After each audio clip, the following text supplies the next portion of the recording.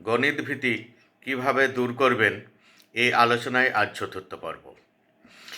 এই পর্বে আমি আজকে পাটিগণিত নিয়ে আলোচনা করব। দেখুন, পাটিগণিতের অঙ্ক দিয়ে শিক্ষার্থীর হাতে খড়ি বলা যায়, আর এটাই বাস্তব। তবে পাটিগণিতের অঙ্ক আসলে 0 থেকে 9 পর্যন্ত 10টি সংখ্যা এবং যোগ, বিয়োগ, গুণ, ভাগ এই 4টি চিহ্নের সাহায্যে খেলা করা। বোঝা গেল? 0 থেকে 9 পর্যন্ত 10টি সংখ্যা এবং 4টি চিহ্ন নিয়ে এক ধরনের খেলা। এটাই পাটিগণিতের অঙ্ক। তার সাথে কিছু সময় দশমিক বিন্দু চলে আসে, যাকে সেটা পরে বলবো। এই সংখ্যা ও চিহ্নগুলোকে ভিন্ন ভিন্ন রূপ দিলে ভিন্ন ধরনের খেলার প্ল্যাটফর্ম তৈরি হয়, যাদেরকে আমরা অঙ্ক বলি। তাহলে বুঝতে পারলেন তো, এই সংখ্যা এবং চিহ্নগুলোকে বিভিন্নভাবে সাজিয়ে, তাদেরকে বিভিন্নভাবে পরিবর্তন করে, একটু চেঞ্জ করে, বিভিন্ন রকম রূপ দিয়ে যে প্ল্যাটফর্ম তৈরি হয়, আসলে সেগুলোই এক এক ধরনের অঙ্ক। এই পাটিগণিতের অঙ্কগুলো নিচু শ্রেণীতে শিক্ষার্থীরা খুব আগ্রহ সহকারে করত। পরবর্তীতে উঁচু শ্রেণীতে সাধারণ মানের শিক্ষার্থীরা ক্রমশ আগ্রহ হারিয়ে ফেলে। ভালো ছেলেরা আগ্রহ হারিয়ে ফেলে না, তারা আরও উৎসাহী হয়ে পড়ে, ভালো করে অঙ্ক শেখে এবং আয়ত্ত করতে পারে। কিন্তু আগ্রহটা হারিয়ে ফেলে সাধারণ মানের ছাত্রছাত্রীরা। আর এই সাধারণ মানের ছাত্রছাত্রীরা আসলে তাদের একটু বুদ্ধি কম, তারা একটু বোঝে কম, অঙ্ক বিষয়টা বোঝার চেষ্টা করে কম, তাদের সময়ের একটু সমস্যা, সময় দিতে পারে কম, অনেক সময় বাড়ির কাজ থাকে তাদের, বিভিন্ন কারণে তারা আগ্রহটা হারিয়ে ফেলে। তবে এর কিছু প্রধান কারণ আমি তুলে ধরছি। অঙ্কগুলো অনেক বড় হয়, পাটিগণিতের অঙ্ক মানে একটু বড় হবে, তার ফলে পরপর ধাপগুলো মনে রাখতে তারা পারে না, একটু অসুবিধা হয়। অনেকটা বড় হয়ে গেলে পরপর যে ধাপ থাকে, সে ধাপগুলো তারা একটু এলোমেলো করে ফেলে, ফলে অঙ্কের সম্পূর্ণ ধারণা তাদের তৈরি হয় না। এটা একটা সমস্যা। ওরা ধাপগুলো ভুলে যায়, আয়ত্ত করতে পারে না। তবে যতটুকু ধাপ আয়ত্ত করতে পারবে ততটুকু করলে পাঠ নাম্বার দেওয়ার এখনকার সিলেবাসে ব্যবস্থা আছে। কিছুটা নম্বর তো পাবেই, কিছুটা যেটুকুই মনে রাখতে পারবে সেটা সচেষ্ট হওয়া উচিত। এরপরে বলি, বর্তমান শিক্ষার্থীরা খুব চঞ্চল, তাদের ধৈর্য কম। বিশেষ করে বয়ঃসন্ধিকালে তারা আরও দুরন্ত হয়ে পড়ে, তাদের পড়াশোনায় একটু অমনোযোগী হয়ে পড়ে। এটা সবার ক্ষেত্রে একটু বয়সের জন্য সমস্যা হয়।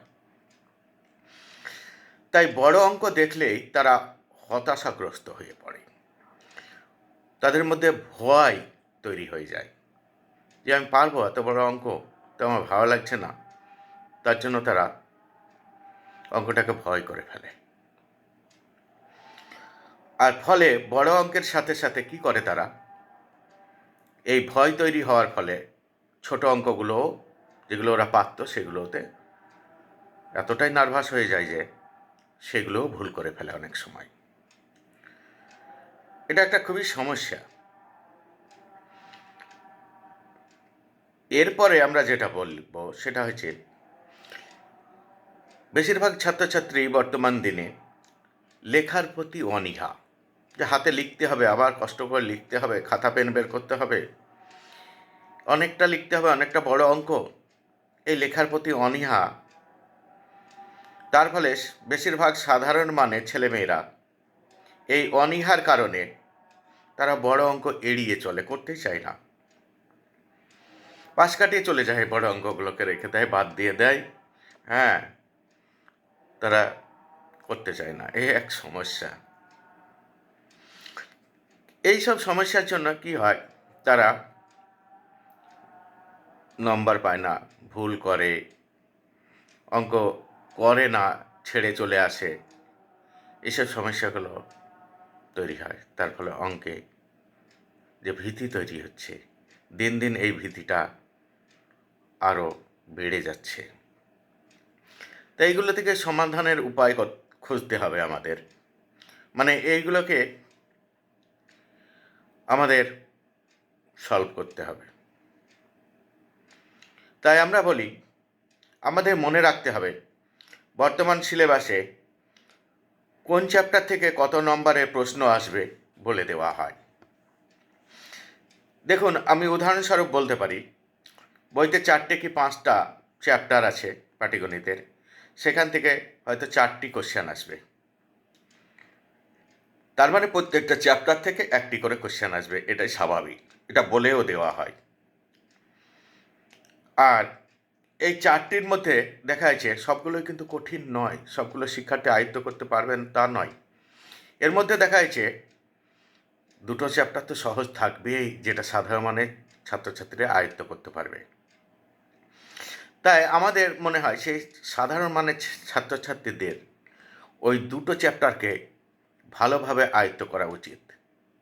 4টে চ্যাপ্টার আয়ত্ত না করে 2টো চ্যাপ্টার যদি আমরা ভালোভাবে আয়ত্ত করতে পারি, সময়টাও দ্বিগুণ দেওয়া যাবে। তার ফলে 2টো চ্যাপ্টার ভালোভাবে আয়ত্ত করতে কোনো অসুবিধা হবে না।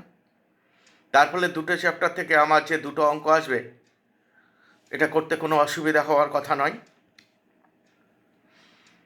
এটা আমাদের মনে রাখতে হবে। কেন আমি 4টে চ্যাপ্টার করতে যাব?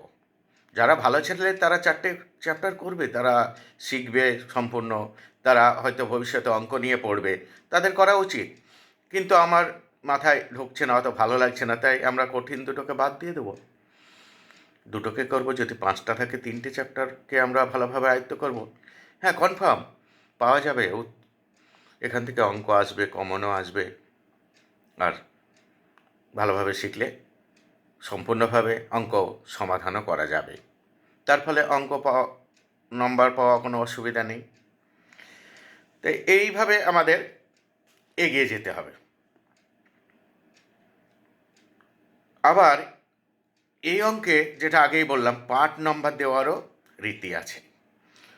তার ফলে আমরা যদি কোনো অংশ বুঝতে না পারি, পরীক্ষায় মাথায় আসছে না, আমরা যতটুকু পাচ্ছি ততটুকুই করি, তার জন্য নম্বর পাওয়া যাবে। এটাও একটা ভালো দিক।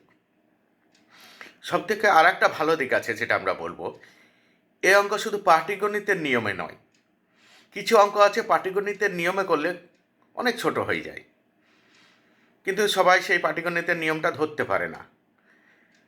এই অঙ্ক বীজগণিতের নিয়মেও করা যায়। তার ফলে বীজগণিতের নিয়মে অনেকটাই সহজ হয়। অনেক সময় একটু বড় হলেও নিয়মটা কিন্তু সহজ হয়, ভুল হওয়ার প্রবণতা খুবই কম হয়। তার ফলে বীজগণিতের নিয়মে এই অঙ্ক করা যায়, কোনো রকম কোনো অসুবিধা নাই। সেটা অনেক সময় কোশ্চেনে বলাও থাকে, না বলা থাকলেও অসুবিধা নেই, বীজগণিতের নিয়মে করা যাবে, অনেক সহজ হয়ে যাবে। তো সেক্ষেত্রে ছোট আর সহজ তো হবেই। যাই হোক, আরও একটা জিনিস আমরা বলে দিতে চাই। দেখা যাচ্ছে একটা অঙ্ক, আমি উদাহরণস্বরূপ বলি, 4 কেজি চালের দাম 200 টাকা, 14 কেজি চালের দাম কত?